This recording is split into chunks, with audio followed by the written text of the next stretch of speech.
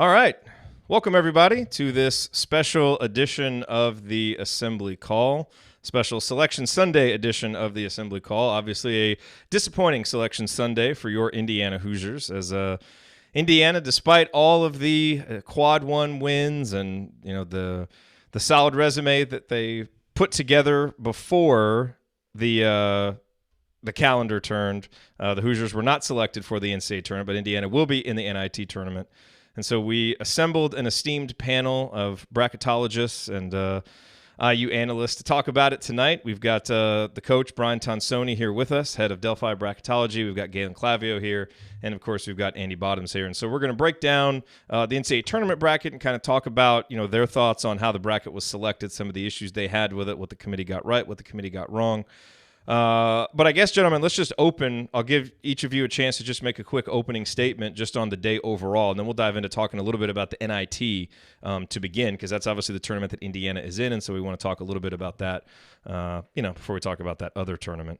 So let's start with Coach. Coach, your opening thoughts on this Selection Sunday. Well, it's just one of those days that you really enjoy as a fan, and I think it's something to look forward to, and it's just getting a little bit old not seeing Indiana in there for the number of years, 4 out of the last 6 times. And so, that's my thought. I think the teams selected were fair. I think the seeding was poor, but I think the team selection was fair. And I look forward to seeing the Hoosiers play again. And once you're a fan, you're always a fan. So you root for the Hoosiers to win, regardless if that's where you want them to be. So it's a great day to be a fan of basketball. You have 2 tournaments now to look forward to, because normally I dismiss the NIT to some extent. And let's go play some ball. Absolutely. Mr. Bottoms, your opening thoughts on this Selection Sunday. I'm sure one of them is just a big exhale. Yeah, that's true. I quite honestly, I'd have already, if we were doing this, I'd probably have already, drank like 4 beers and passed out on the couch at this point. But you can do that while the show's going on if you want to. That's perfectly acceptable. There were times in the infancy of the show when there was never any passing out, but there was definitely drinking. So I'm trying to dial that back a little bit for us. We're professionals now. I think that's still debatable, but we're doing our best to act like it. I think based on how other events had really played out over the course of the week and some of the other conference tournaments, there really wasn't a whole lot of hope that I was holding out at this point. The hope was largely, we really don't know how the NCAA selection committee is going to use the net, and will it be used any differently than the RPI was? And maybe you talk yourself into the way that the NCAA would evaluate the injuries that this team has had. But otherwise, I didn't really hold out a lot of hope. And the more things like the Atlantic 10 and the Pac-12 played out, the less likely it seemed that IU would be there. So I think the net result of, what happened to IU is not particularly surprising. They're right there in that, first group of teams out based on, what they had done in those quality wins, but it wasn't enough to overcome the volume of losses. In terms of the actual selection committee and that kind of stuff, I would largely agree with what Coach had to say. I thought the field was fine. I certainly I didn't pick Belmont to get in, just based on trying to look back historically at teams with a profile like theirs. It didn't feel like a slam dunk by any means, but I certainly didn't have an issue with it. I was glad to see a team like that get rewarded who had a solid season and played really well. I don't know that TCU is the team that I would have put out in place of Belmont as it played out. I think there were some other teams that were probably more deserving to not even get a bid, including one of whom got an 8 seed. So that would kind of segue into the some of the seeding questions. I thought particularly around in the kind of 8 to 10 range, I thought there were some wonky things. There were probably a few other places at other spots in the bracket, but the ones that I missed by more than a couple seed lines tended to be in that 8 to 10 range. And I don't really, even looking back at it now, trying to, put yourself in somebody else's shoes and figure out why some of the decisions were made that were, I don't necessarily understand, but I think that'll always be true no matter who's on the committee and no matter what tool you're using to do it. So there's a little bit of that that's just going to happen either way. And a special guest, Galen Clavio, here with us tonight. Always great to have you with us, sir. What were your opening thoughts on Selection Sunday? Jared, first of all, thanks for having me. The first thing I wanted to do getting off a plane from Mexico was hop on assembly call. So this is an unexpected to talk about the bonus. NIT. To talk about the NIT. I mean, my God, what a Man. night! Are we blaming? Are we blaming you for this? Is this part of the Galen curse since you're back on soil and They lost Indiana while didn't I was get still it? in Mexico. Okay, all right. Deion Just wanted Brooks to be committed clear. to Kentucky while I was in Mexico. All right, that's true. Let's just all. You're off the hook. You're off. There's the an hook. argument to be made that you weren't far enough away, but Oh my you certainly were not God. around. So You know, We're searching for explanations, Galen. my explanation is that I'm not to blame. That's the explanation. No, I'll say I actually have kind of a contrary opinion to Coach and to Andy. I thought the seating for the most part was fine. I'm not just saying that because I tracked pretty close to it most of the time. I thought the seating decisions for the most part made sense. Yeah, there were a couple of teams that I was a little questionable about, but I didn't think anything was way off. I did, however, have a problem with some of the last teams they put in to the at-large pool. And I'm not even talking about Indiana. I think that it was perfectly justifiable that Indiana got in. But, you know, I guess maybe my larger problem is with the fact that the NCAA went through all of these issues to try to develop a new metric, the net, to do something. And after now a cycle, I don't know what exactly it did. You know, you put a team into your at-large pool who has a net of 73 in St. John's, and that's your last team in, and you leave teams 20 or 30 spots higher in the net out. It's like, what good is it as a metric? It doesn't make a whole lot of sense for me on that perspective. And we had the typical stuff from the committee chairman, where he makes statements after the selection show that really don't bear out in reality in terms of what the committee said. I mean, he made one comment about how, you know, it was about the number of cracks you had at tier 1 wins and what you did with them. And yet a team that was safely in as an at-large was Florida, who was 4-12 in tier 1 games. We see this every year, so I'm used to it. I'm not that overly concerned about it, but I don't think this was certainly not any better of a year for the selection committee than what we've seen in past years. I think there were plenty of things to pick nits about. So that's where I'm at with it. I mean, it was fine. It was pretty much what I expected. Okay. Well, let's hold some of those thoughts, because if we have some time, you know, at the end here, I'd love to dive into it more, you know, especially with the breadth of knowledge that you guys have on it. So definitely some threads there that we can kind of pick at. But let's talk about the NIT, because that is the tournament that Indiana is in. It's obviously a disappointment. And so, you know, I think, you know, look, as we kind of approach this, you know, I had someone ask me, you guys going to do post-game shows for NIT games? Absolutely. You know, someone tweeted me and, you know, said, is this even relevant?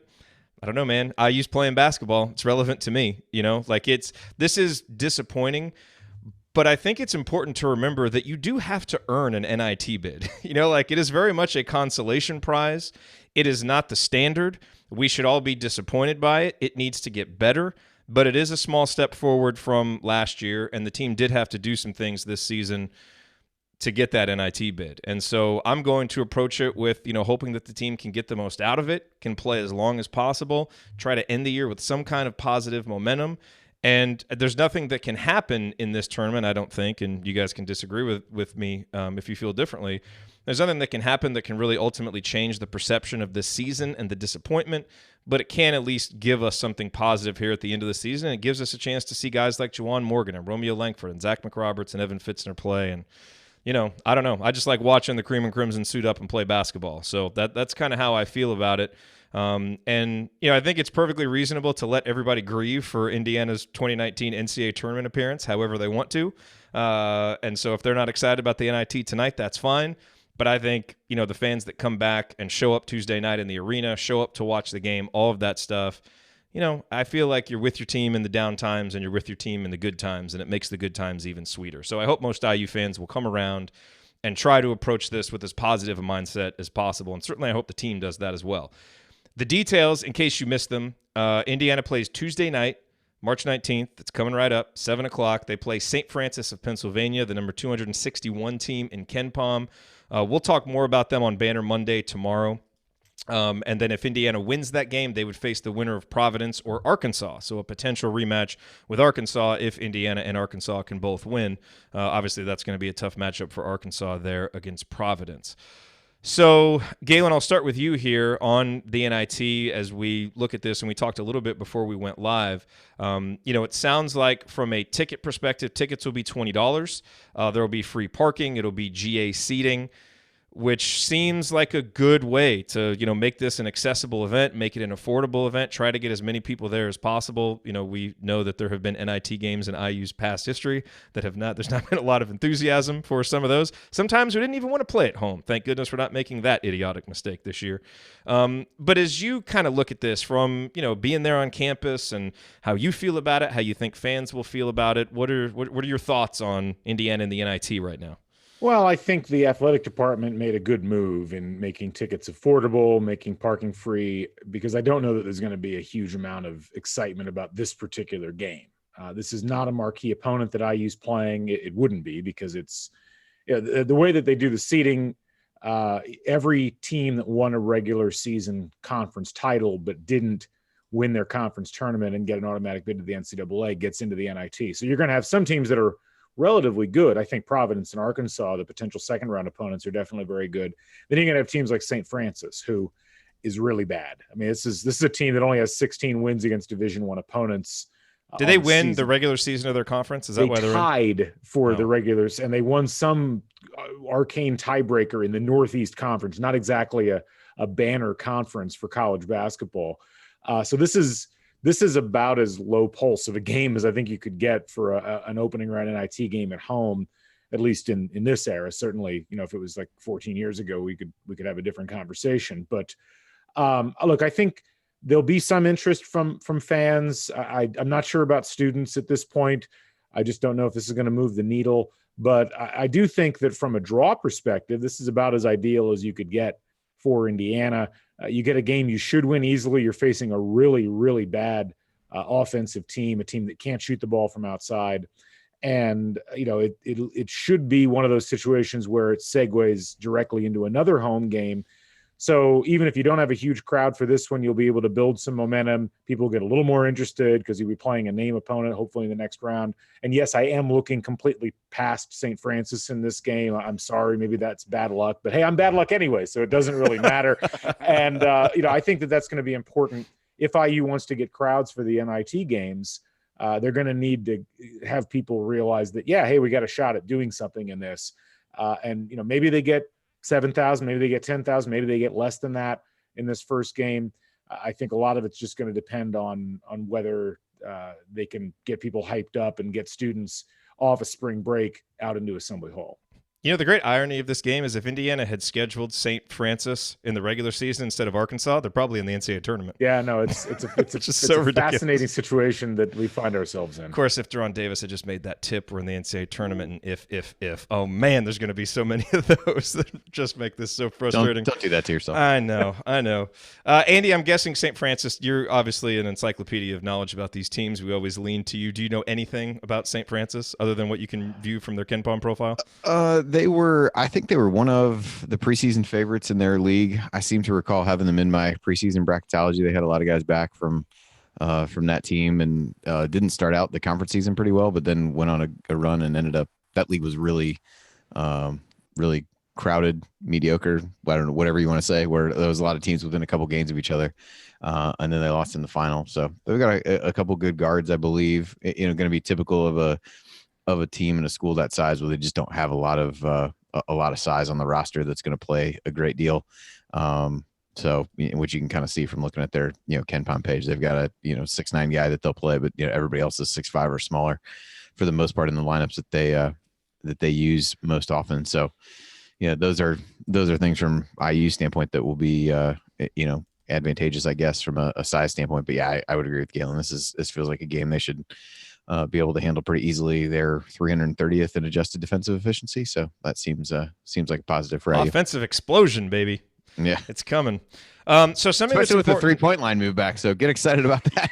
Yeah. Okay. Now that's what I wanted to hit next, because that's something that some people may not be aware of, that the NIT is now, kind of this place where college basketball kind of tries out stuff. And so The 3-point line is going to be extended by approximately 1 foot 8 inches, so it's the same distance used by FIBA, and credit to Alex Bozich Inside the Hall for tweeting this out earlier. The free throw lane will be widened from 12 feet to 16 feet, which is consistent with the width used by the NBA. The shot clock will reset to 20 seconds after an offensive rebound instead of the full 30 seconds. And then team fouls are going to reset at the 10-minute mark of each half for the purposes of determining free throws, and 1-and-1 free throws will be eliminated. And you can kind of go on and read the whole thing there about free throws. And, I have to say, as someone who does want to take the NIT as seriously as possible, especially now that our team is in it, I don't know. Maybe you guys disagree with this. And, Coach, I want to get your thoughts on this kind of from a coaching perspective. When you approach this tournament and there's kind of like these new things that they're trying out, it makes the NIT feel a little bit more gimmicky, I think, than it needs to. I think there's a perfectly reasonable opportunity for a good kind of second chance tournament like this, and for it to be viewed, as serious as it possibly can be, since it's not the full field. But this makes it feel a little bit more gimmicky and a little bit less serious in a sense, just from my perspective on it. Do you agree with that? And from a coach's perspective, how do you go about trying to get a team excited about playing in the NIT when they'd wanted to be in the NCAA tournament, and then be like, oh yeah, by the way, the 3-point line's back, and there's kind of these rule things you guys are going to need to be aware of? Well, that's a great question, and the mental approach to sports is so important. Whether it's a regular season, postseason, whatever. That was my concern after the loss with Ohio State, was that if the guys were struggling to get ready to play in the Big Ten tournament, what's going to be their approach if it is the NIT? And, when you lose right away, you might get mad and say we don't need to go to the NIT. But it's good that we're in the NIT, and I've come around to that. As a coach, you talk about competitive spirit and being a competitor, and as long as you play a game, you're going to play the game to win it. And when you're out there, nothing but the best, whether there's some new, rules or new spots. As far as technical offense, you're still going to run your stuff. Obviously, you're going to, in your shoot-arounds, you're going to run your actions a little bit further so that if you need a three, people are aware of that. But you can't change in one day with a deeper 3-point line or a wider lane. You just try to make people aware of the changes. And then you go about business as usual, which is game prep and practice like it was an NCAA tournament. And that's what good coaches do. They don't get caught up in looking ahead. They don't get caught up in the what ifs and why we didn't get in.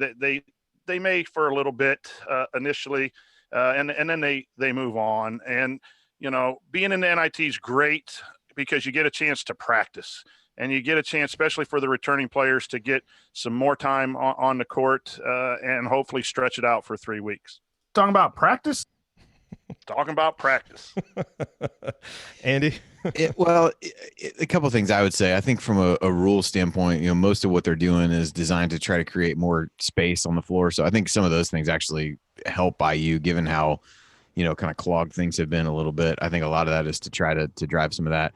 The foul thing is interesting and something I know that's gotten discussed quite a bit. And I think something that we'll probably see in college basketball, sooner rather than later, in terms of resetting those and getting rid of the 1-and-1 and that kind of thing. So that one, I think, will be a good thing, and not really something that I think you have to, coach any differently for. And I think even the other stuff, spacing becomes important and all those kinds of things, but I don't know that you're really doing anything different just to take advantage of those. I think, larger than that, it really just turns into an issue. It's no different than, college football bowl games, where you can get the benefit if you have the right mindset of the extra practice time and the extra time to work on some things, or you can get the team who wished that they were going someplace else and shows up at the bowl game and gets worked by somebody who's actually not as good as they are, just because they don't want to be there. And I don't know that we'll get a great handle on that on Tuesday night because of the opponent. But I think shortly thereafter, whoever you'd play in the next game will be a much greater test and a much better barometer for who really wants to be there and wants to, get what they can out of the experience of the NIT, even though it isn't and wasn't the goal to start the season.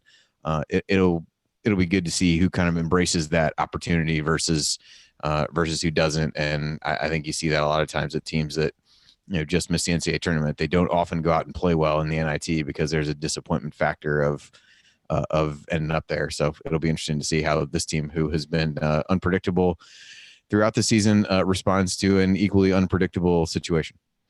Also, Galen, there's kind of this narrative that, okay, let's use the NIT. Let's build some momentum for next year. You win the NIT, and it can really propel you into next season. Penn State won the NIT last year and promptly lost their first 10 Big Ten games. Now, they actually finished higher than Indiana and KenPom. They really rebounded. And several people have asked me this, and I said I would look into it, if Indiana made the NIT, so I definitely will. But, you have a deep knowledge of things that you can just call off the top of your head. So let me ask you, I don't know if that extends to the NIT, but do you buy it all? And is there any historical precedent to the narrative of a deep run in the NIT for kind of a bigger school like in Indiana can actually mean anything for the next season? Or is it just important practice time for young guys and you see how far you can get in this particular tournament for this particular year? I think it's probably more the latter. I don't think there's any real consistency in terms of what you could do. I mean, Minnesota 2 years ago, I think, won the NIT title and then promptly turned around and just completely got annihilated throughout the course of the season last year. But then on the flip side, last year, Marquette was in the NIT. They didn't win it. They only played, I think, 3 games. But they used that as a nice building block for coming in this year and having a really solid season throughout. And I think they're like a 5 seed this year. I really think it comes down to why you're in the NIT. An older team that underachieved and ends up in the consolation tournament, you're probably not going to get a whole lot out of that. But a team like IU, where you've got a lot of young pieces, they need to get some tournament experience. They need to get a sense of what it's like, to be in the second class tournament and understand that, hey, I don't want to have that feeling anymore. I want to get to the better one next year. I think that can have some positive impacts. Coach, your thoughts? Yeah, it'll be interesting to see what the rotation is, the playing rotation. Does Race get more time? Does Demezi get in? Does Jake Forster get in? And I'm not talking major minutes, but do they get some time that they haven't been getting in these, quote, must-win games? Or does Archie stay with a somewhat tighter rotation? What are you going to do with the health of Deron Davis? Are you going to push him as far as you need in order to win games? Obviously, in the first game, as Galen has said, that you probably will see more of that in game 1. But when you start playing the Providence and the Clemson down the road, if that's the path, are you going to play to develop? You always play to win the game. But do you have in mind some minute rotations for some of these younger guys to build into next year? It'll be interesting to see which path Archie takes. Yeah, which path do you want him to take? Which path would you prefer? I mean, is this let's go, because you hear about a lot of that. Let's get some of these young guys time. I'm of the mind, let's go win the games like it's a game at the end of March that you need to win. Whoever earns the time, give them the time. Hopefully the St. Francis game, it's a game where you can get a lot of guys in. But I say, play to win, not necessarily just to get guys minutes.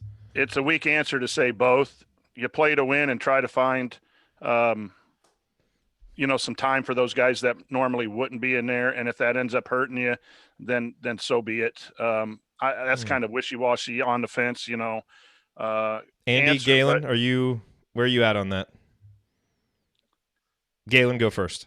I don't know. I'm too taken aback by the breaking news that Josh Eastern of the Hoosier Network. There you go. Sounds like free student tickets for IU students being provided by IU Athletics. So free student tickets. Student tickets. It looks like that might be a game changer.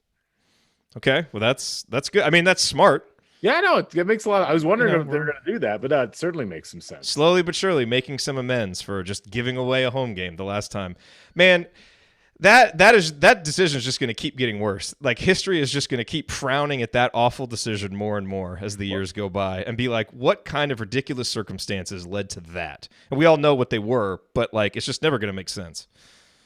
Yeah, no, and it makes even less sense in as much as I think people still have a misconception as to why all that went down in the first place. So the damage just continues to compound itself year after year, it seems like.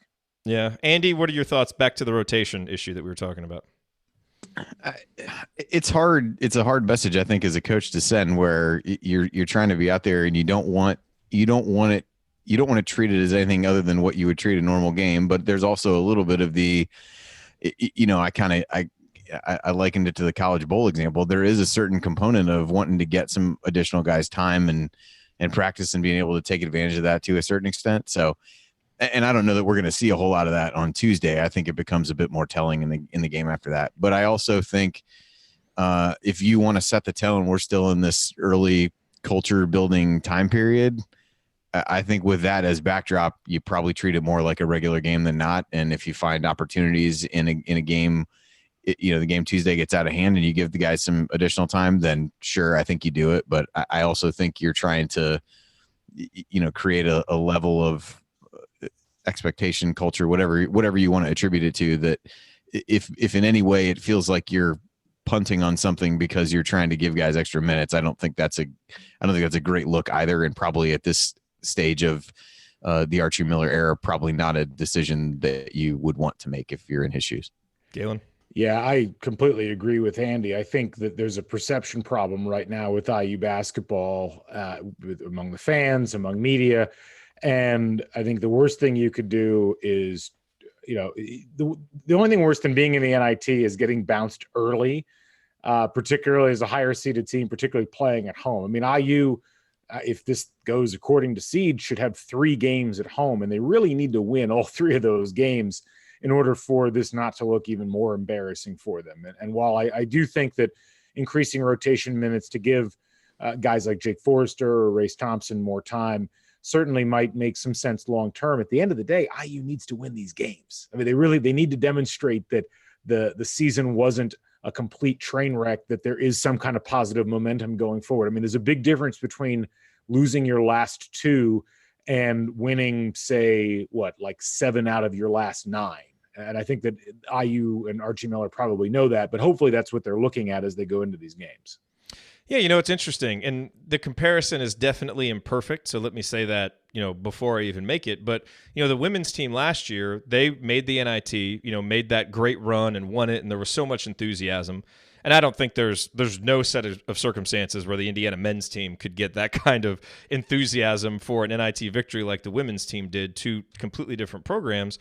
But, that team then lost their 2 best players. People kind of wondered how good the team would be this year, and now they're poised to make the NCAA tournament, it looks like. I don't know the women's bracketology as much, but, they had some of the same questions that the IU men's team is going to face next year, where you lose these 2 massive players, and, the team ends up, doing okay. And so maybe what, the confidence built or the momentum built from that NIT run, kind of helped take that season, which had been kind of disappointing, end it with a little bit of a positive note. Again, more than it would be for the men's team to do it, but maybe then for those returning players, they can build some confidence or whatever it is going into the offseason, that can help. And so, we have a recent example of that, here in our own athletic program, and hopefully, whatever lesson there is there for the men's team to take, hopefully they can take that. What else about the NIT should we discuss? I mean, we're going to talk about it on Banner Monday. We'll be there for the post-game show. Coach, you have something that you want to say? Here's the thing that always impresses me about Indiana basketball, and I know people are saying we haven't been relevant for a long time. When I was down there and my son was a manager, I started going to the games real early. And the number of families and fans that come down and stand and watch the warm-ups, and then the lines afterwards to get their picture on the Indiana in the midcourt.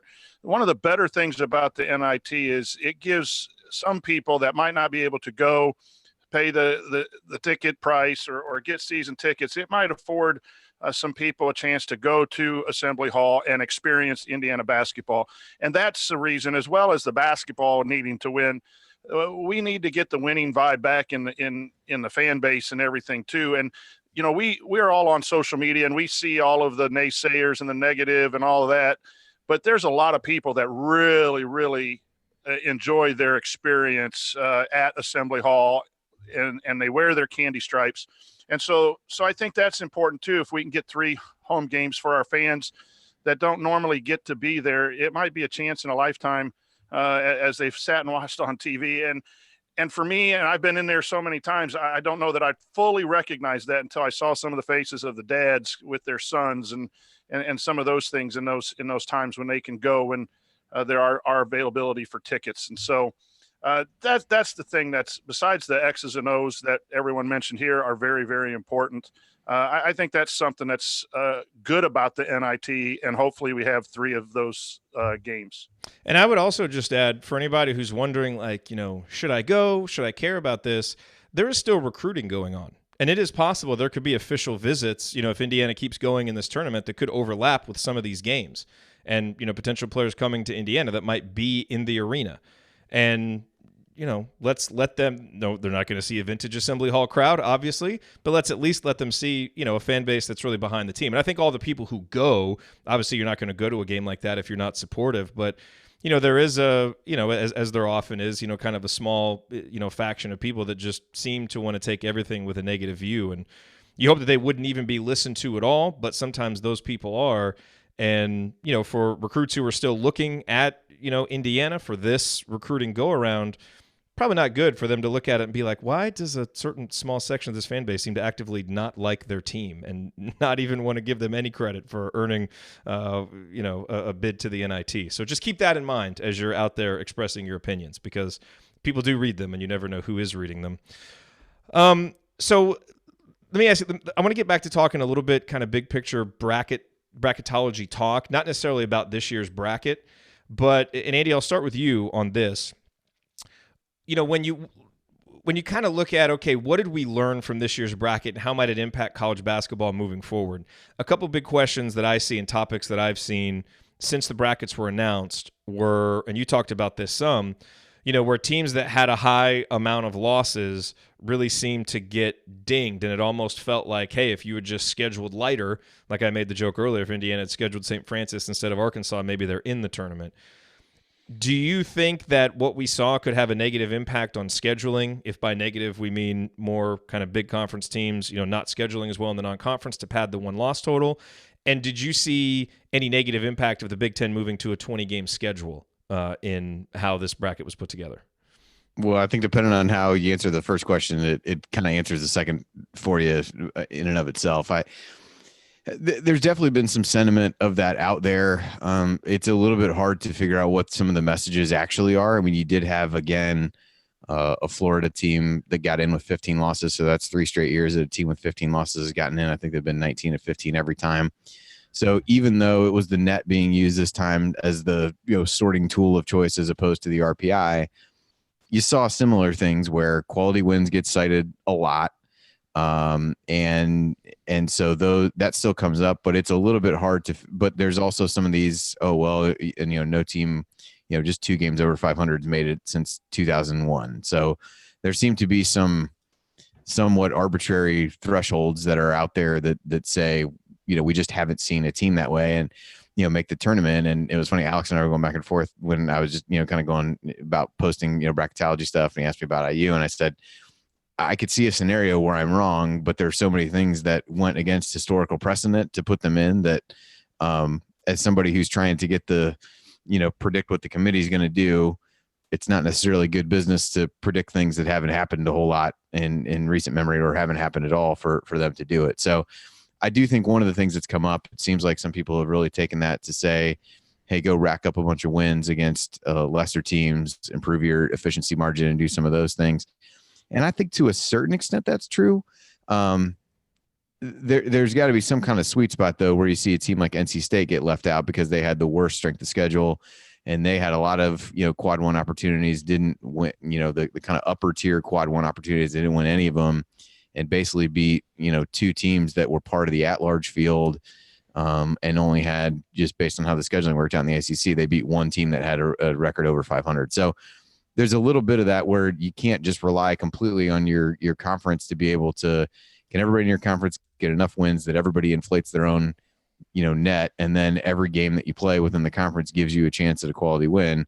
In an ideal scenario, I guess you could talk about that, but you still have to, win some of those games and figure that out. But I do think you'll see that a little bit. And to take the second part of your question, if there really is this belief that, yeah, it's a little bit of how many, quality wins you had, but also that volume of wins matters.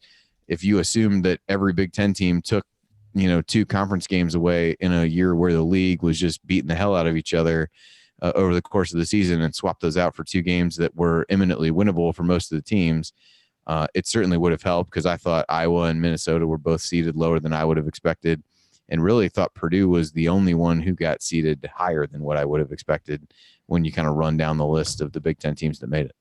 Galen, that same topic to you, but also, you hear this a lot, like, oh, this is going to change it now. Coaches are going to start doing X. If coaches do knee jerk to something they see in this particular bracket, do they risk really trying to hit a moving target that could be completely different next year? Because there have been some years where it's like, well, you need to schedule better. And now this year it's not quite like that. So it seems like the smart coaches would actually be a little bit more patient than just knee jerking into a complete change in their scheduling philosophy.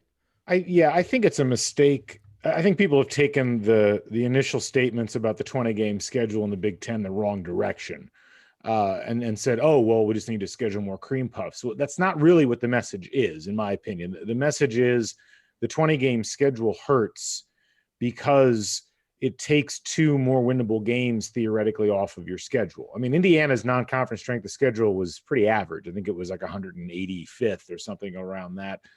That wasn't why they didn't get in, though. Why they didn't get in was they didn't have 2 additional wins.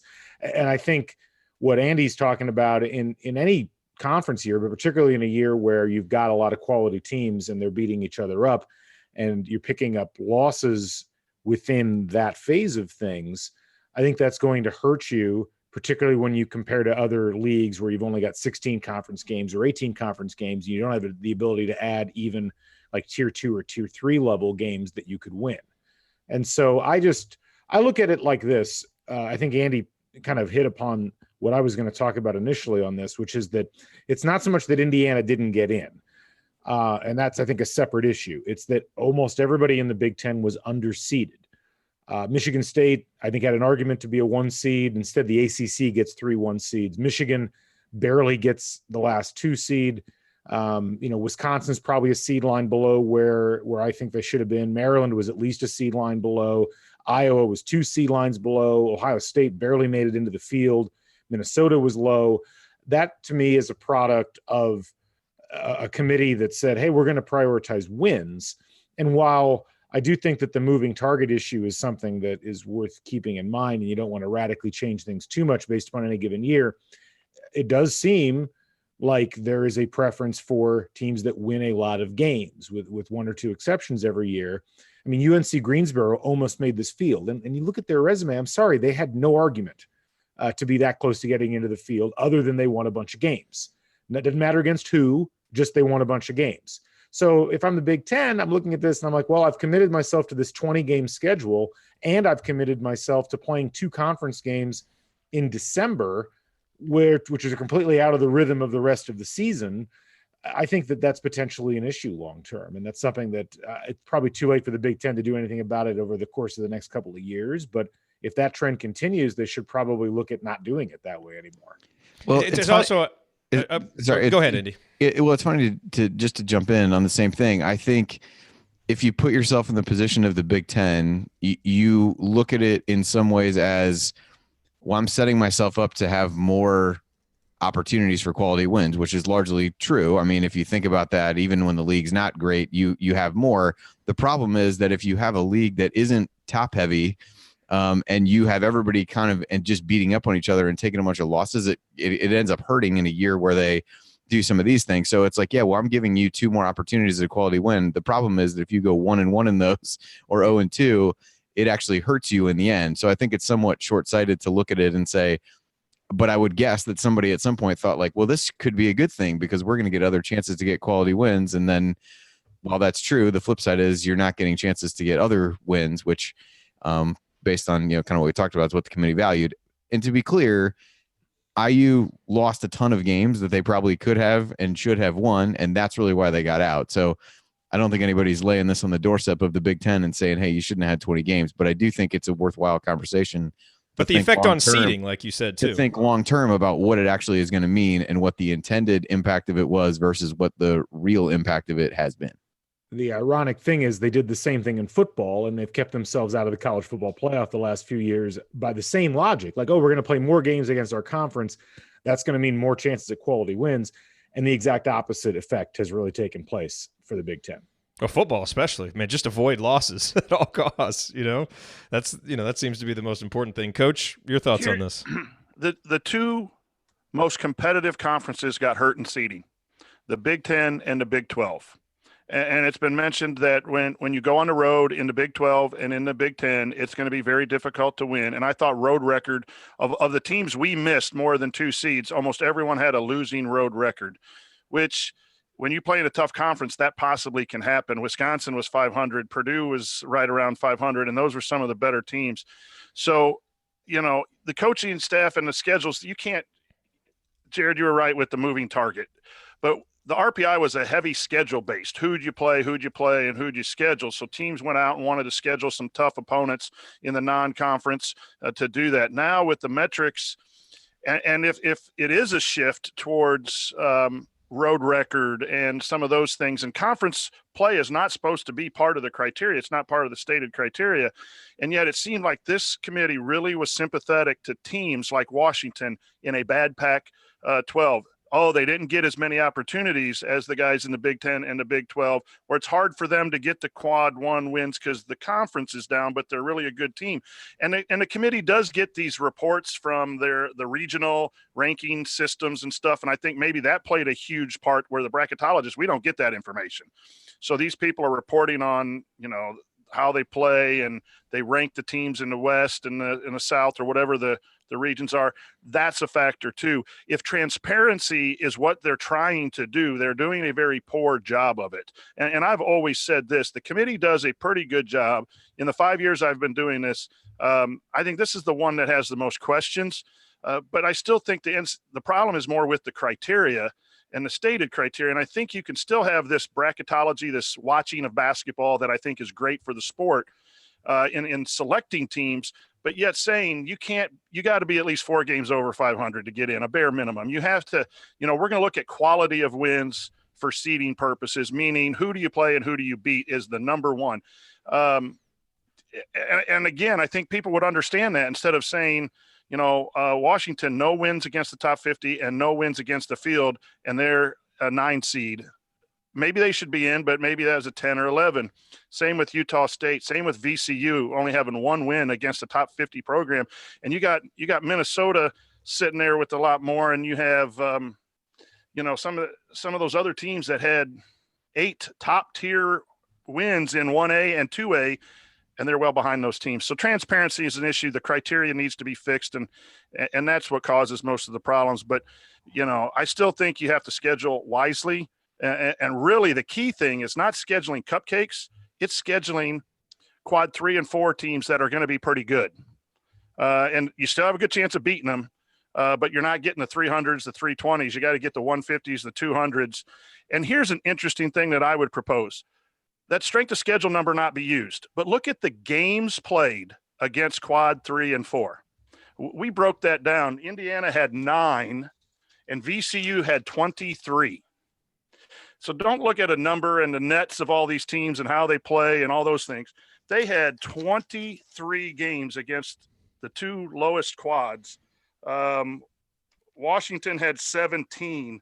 UNCG had 22. And your metrics are going to be great if you play bad teams. Western High School, our stats were really good against the 2 worst teams on our schedule. So that's the frustration from my end. Well said. Andy, your eyes are looking heavy.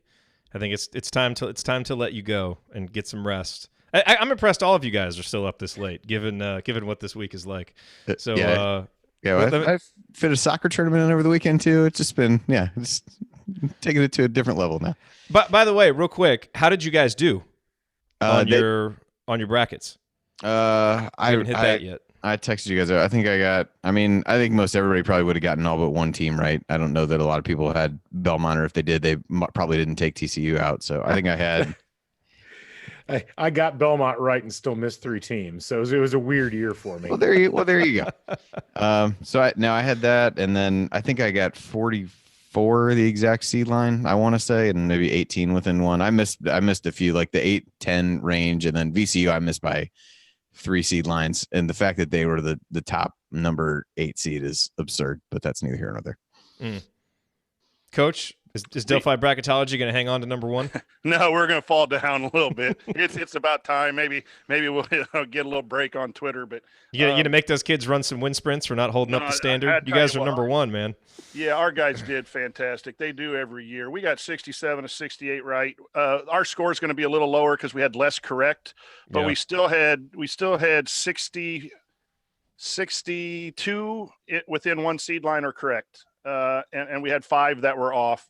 And so when you have less correct, you lose out on some points, and that's where your scoring is going to be lower. But for our high school kids to have 62 out of 68 within one seed, and a lot of those misses, and I'm sure Andy and Galen are the same way. We had Mississippi State at 21, and they were 20, and we had Iowa State at 20, and they were 21. You're just one overall slot off, but it cost you 2 right answers. So when we dig deep into it, we're going to be very proud. It's just cool to have a basement full of dudes eating pizza and talking. And we were right up to the 5:30 before we submitted our bracket. And we had 4 scenarios for the last team in. One of them included Indiana. There were a couple kids trying to push Indiana, and good for those kids. No, we good for those kids. Proud of them. So those are my favorite people in Delphi Bracketology.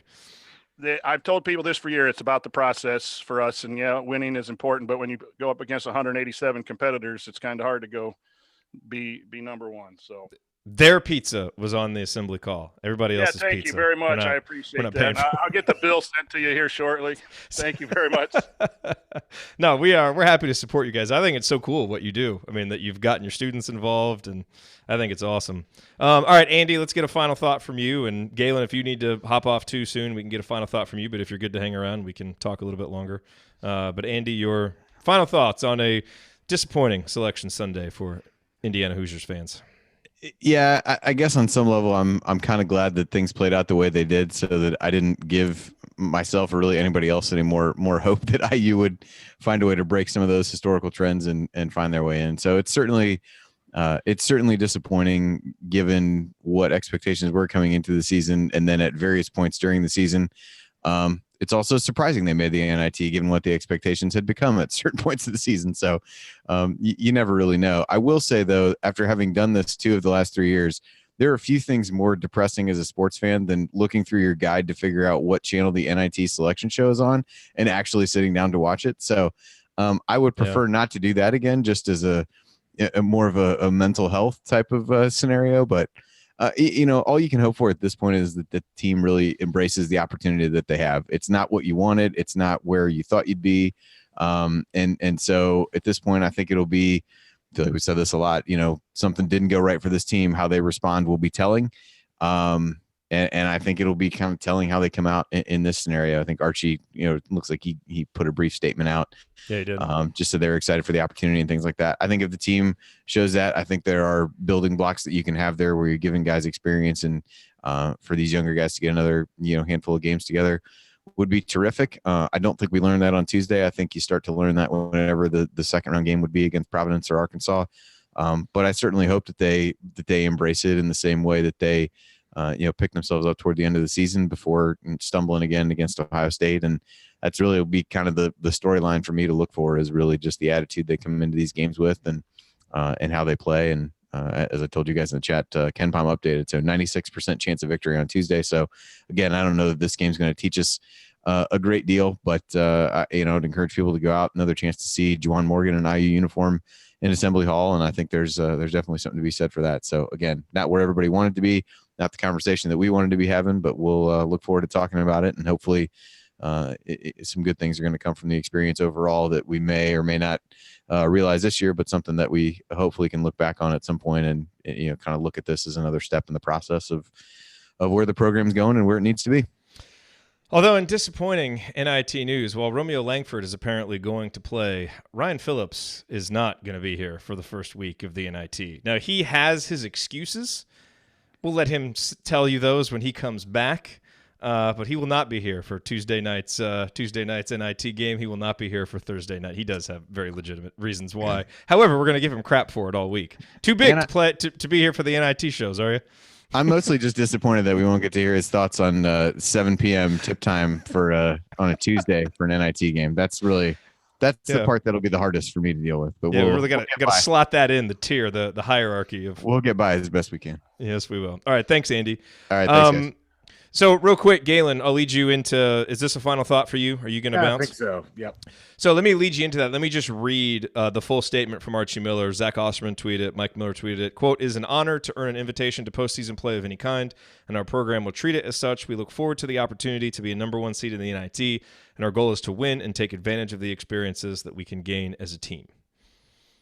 Anything of note there? Pretty standard stuff. Milquetoast comment from Archie on that. I mean, what's he supposed to say? I think this is a dangerous situation for IU because there are expectations tied with being a 1 seed.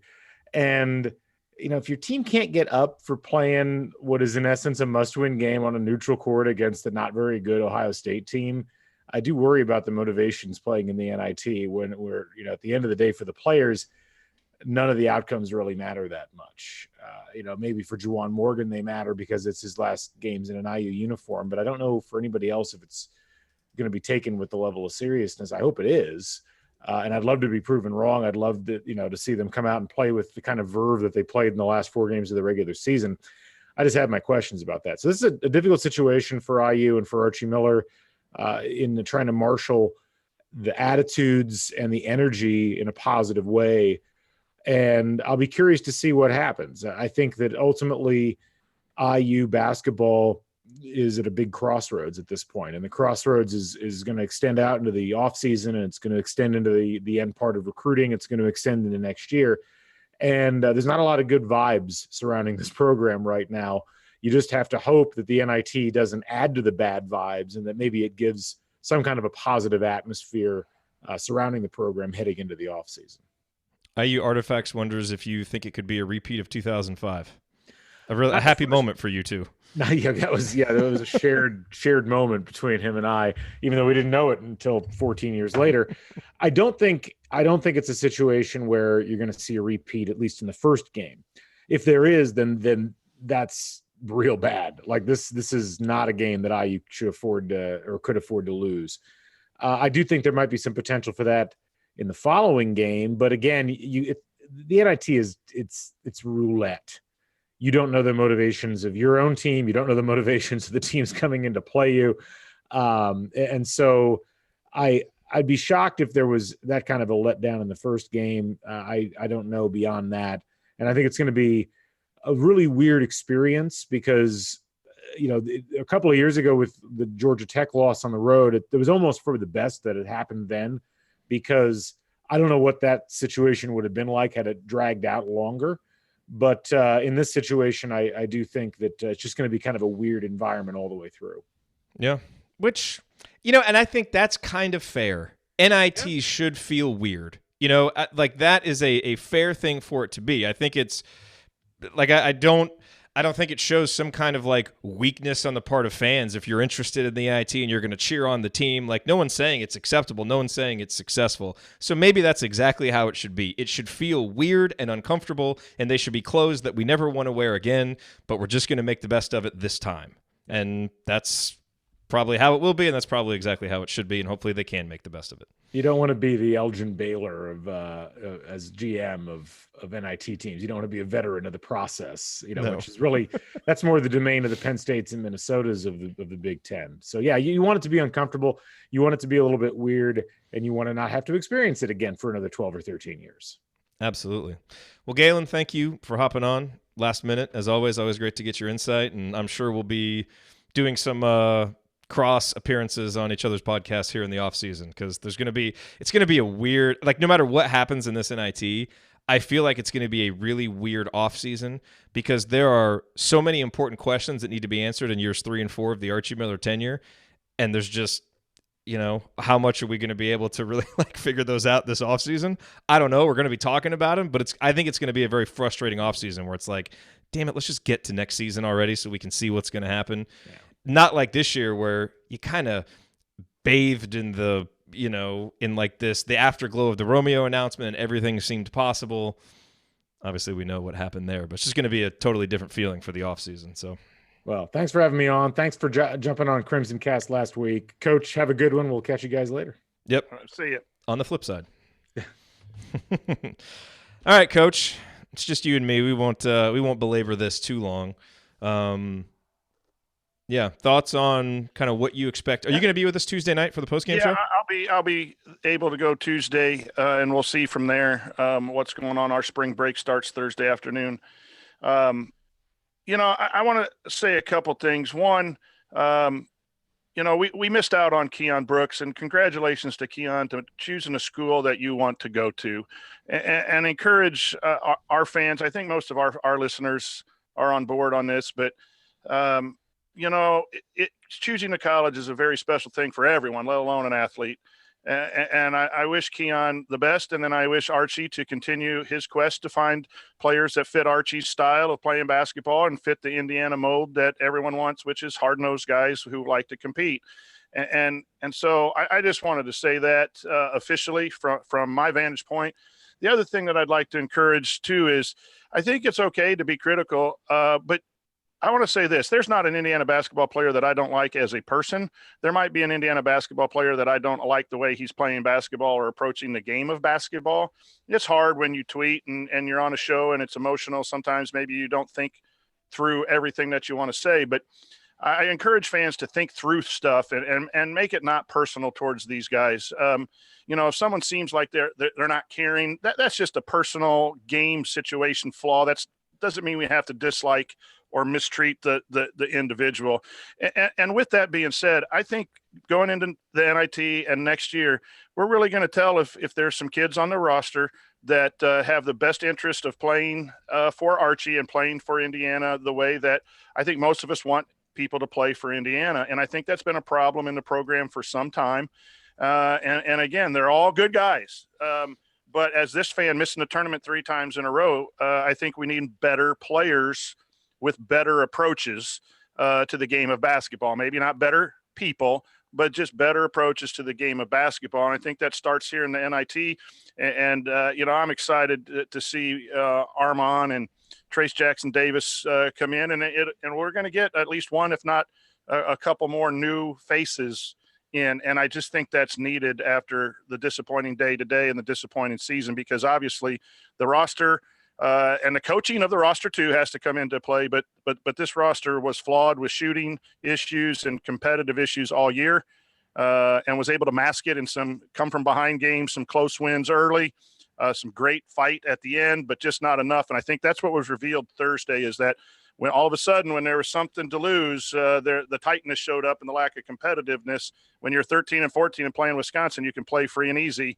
And I think that's just a flaw as basketball players with some of these guys, not as people. So I'm going to try to have my criticism be a little more straightforward that way, and emphasize to people that, I like the guys, but I don't like the way they play basketball. And this year's been a disappointment. And what a great change that would be to go out and win 5 games and go to New York and feel good about the Candy Stripes this going into the summer.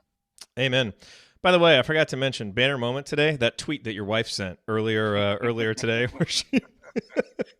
Man, I'm married up, dude. She's awesome. She hasn't seen me for 3 days. I've been down in the man cave, haven't shaved, and yet she's got my back booing Lenardi upstairs. And that's so great. The sign, it says "Life is fun, basketball is serious" on the front door for the crew coming over. What was if I can? I don't know where the tweet was. I don't remember what it was, but it was. You're right. It was basically booing Lenardi, and it was fabulous. She said something about seriously though. He goes, he gets the big bucks and all the airtime, and you and kids who just got their driver's license are sitting in the man cave doing a better job than he is. So she's great. She is the better half, and she is the strength. And we could do a show on sociology and what's important, but marrying someone who allows you to be you and keeps you in line, that's priceless. So. Yes, it is. Yes, it is. So last question for you. Mm-hmm. Every year we do kind of like an NCAA tournament preview show and like go through the brackets and stuff. we'll have to see if we have time for that before the games actually start on Thursday. Maybe we'll do a little bit of that with Banner Monday tomorrow. I have not even looked at the bracket yet, so I can't give anything here. So let me ask you, for anybody still listening who wants a little advice from someone who kind of knows these teams like you do you have any like rock solid, these teams I'm picking to go to the Final Four, and maybe any kind of underdogs that you think, hey, keep an eye on them, and maybe this is a team that could spring a couple of upsets? Pick Duke. I mean, that guy is hang on, incredible. So I know one question I wanted to ask, and I didn't get a chance to ask it when Galen and Andy were here, but injuries. How much were injuries taken into account this year with the teams that were chosen and seeding? Because I have an issue with this because it feels like such a slippery slope where I don't know how the selection committee can actually do it and apply it fairly across the entire pool of potential teams. Yeah, when you have 68 teams, I imagine, man, maybe 50, 60% of them had somebody that was out, and usually a starter out is going to change a game. I had the NC State fans telling me that their player was out on this game, so you can't count it. And here's the problem is you can't eliminate losses simply because players weren't there. You can't assume that loss is going to be a win and the resume is automatically going to get better. It can explain some things. And I thought Indiana had an explanation. 12-2, point guard goes out. As the point guard's just coming back, you have a suspension of the sixth man, and the seventh man has to sit out 3 days. And then when they come back, they go 5-5. And that was my only hope for IU. And I think that's why IU was in the first 4 out, is because they probably looked at that as, when they were full strength, they were about 17-10, 17-11. You could probably go there. And we knew that they were injured all year long, but I think the play against Ohio State showed that this team kind of maybe wasn't what it was the last 4 games when they won. So to answer your question, no one knows exactly. There's not a set pattern. But they do know about every single injury. The Dean Wade injury at Kansas State, they know. Iowa State was without the Shayok and some other players. But you try to guess what team is there now in March, and where would they be relative to what has been seen in the past, as opposed to eliminating losses or adding wins or something like that. That's the best I can tell you. And we try to do that a little bit in our committee, but it's just so hard because we're not on the West Coast, and we don't know what injuries Washington had and those little instances. But I think it plays a little bit, but not as much as people maybe would want it to. So there's no doubt Duke's the number 1 team in the country with Zion. Yeah, and I think they handled that extremely fair. And then you beat Virginia twice with him, and so I just think that's an honest evaluation. So let's see. We've got Josh Wilson, not surprisingly, picking Old Dominion over Purdue, just going through the chat mob here. Joel's picking Seton Hall over Wofford. Jacob's picking Murray State over Marquette. So who are your dark horses? Who are a couple of those teams that you were kind of looking at as maybe bubble teams, or maybe they were automatic qualifiers, but that you think are really good teams? Here's the game to watch just for fun. Marquette and Murray State. Mm-hmm. Howard and John Morant. There's going to be some buckets in that game. I mean, your TV might go bonkers with how hot that game's going to be. And I think Marquette doesn't play the greatest defense. And so that might be that's one of those 12-5 upsets there. I think Nevada, Michigan in round 2 is going to be very interesting. 2-7 if that happens. Nevada's the 7 seed? Nevada's a 7 seed. Good. And I think they were seeded right. But here's the truth about it. They could have been seeded 7, 8, 9, 10 based on their resume, but they're better than that. And that's some of the problem with the seeding. Nevada, a 7. And anyway, that's a team that I would watch. I'm interested to see how far Houston goes. And I know that we don't like the coach there. And there's reasons why, but the guy can coach basketball. He can coach X and O's. Now, morality and all that other stuff is an issue. But I would watch Houston in that. I think Kansas and Auburn are sneaky teams that can pull off an upset and just mess up a bracket. It's weird. It's weird. That's where Indiana needs to get to. Where like it sounds so weird when you say Kansas is sneaky and could pull off an upset because like this one down year that they've had. Yeah. Here, you know what? Villanova as a 6 seed if they win and Purdue wins, I think Villanova beats Purdue. And then they got Villanova, Tennessee. Yeah. I like the Tennessee team. I think they're really good.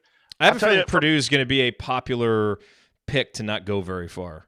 And we've been very complimentary of them on the show, so this isn't just, I think, crimson-colored glasses talking, but just the way they've been playing. Watch Oregon. They had this Bowl kid early in the year, and then he got hurt, and then they kind of remade themselves, and then they made a push here at the end, and they got that Pritchard kid, the guard, just played outstanding in the Pac-12 tournament. They're at 12 playing Wisconsin. Ooh, and boy. I think that's a game they can beat because I think they're just a little – I don't know. And if they go from there, then they got Kansas State, who might be without Dean Wade. And so you're looking at an Oregon, Virginia, maybe Sweet 16. In the East, quick look at it. I think Duke's just got to – I like Virginia Tech, but I don't think they can handle Duke at full strength. So that top bracket is there. I wonder what Maryland team we'll see. I think Maryland might be able to beat Coach Wade-less LSU. I don't know, maybe point the mic towards your face a little. Sorry. I'm looking here at my bracket. Ryan's always here in spirit. No, I think this is a year for chalk. I think 1, 2, and 3 seeds are going to take it. But I think, there's a couple teams like Villanova, Maryland. Maybe I should do it this way. I got to look at it a little bit more. Yeah. But I think that better teams in the bracket really outdistance themselves. And when you look at the problems with seeding 8 through 12, which we're all upset about, and it's all mixed up, I think that speaks to the volume of just average teams down there. There'll be an upset or two, but I don't see anyone making maybe a deep run like Loyola did. And now, of course, that's probably exactly what will happen because the NCAA tournament often makes no sense. So yeah, we will see. I haven't really studied it. I'm trying just to. Yeah, I figured. 3 straight days of watching basketball for 12 hours and dealing which with you the high love. school kids. Oh, which yeah, you love, it's but I took Friday off and starting at noon Friday to what time is it now? About 10 o'clock, 11 o'clock. And it's fun. It's great seeing. Who would have thought you had 15 kids in the basement when you cheer and you got the seed correctly? They're all cheering. There's no game on. It's a bracket reveal, and they're high-fiving. And you know what? You should. It's the craziest thing that has ever happened in education for me. You should send a note to the folks at CBS. You know how they always have like the cameras on the teams as they make the tournament? Tell them to put a camera on your guys as they get a seed right. Hey, the Delphi Bracketology guys got another one. And they go crazy. Yeah, exactly right. That'd be great. By the way, go to assemblycall.com/bracket2019. That will redirect you to our ESPN Tournament Challenge. We host it every year. The winner will get their pick of anything at Home Field Apparel. So you can go there. There's already 50-some people in there. Usually we have several hundred people in that. So again, assemblycall.com/bracket2019. Or if you've been in it before, just re-up and you'll be right in there again. All right, Coach. Well, thanks for being here on short notice. Thanks for taking some extra time. And I'll be back tomorrow. Ryan will be here for the Banner Monday mailbag, he assures me, tomorrow. So we'll do that. We'll talk with Mike DeCourcy as we always do on Banner Monday. And then Tuesday night, we'll be here for the IU St. Francis postgame show. So we look forward to doing as many postgame shows as this team's play will allow. Hopefully that is a lot of them all the way up until New York. So we'll find out. Coach, thanks again for being here. You're welcome. And we'll talk to you. I'll talk to you on Tuesday. And everybody else, I will talk to you Banner Monday tomorrow afternoon. Talk to you then. Good night. Whoa. I almost fell over there. All right, thanks everybody for being here. I'll talk to you guys tomorrow for Banner Monday. Thank you for tweeting out the link, Megan. You are awesome. All right, see y'all.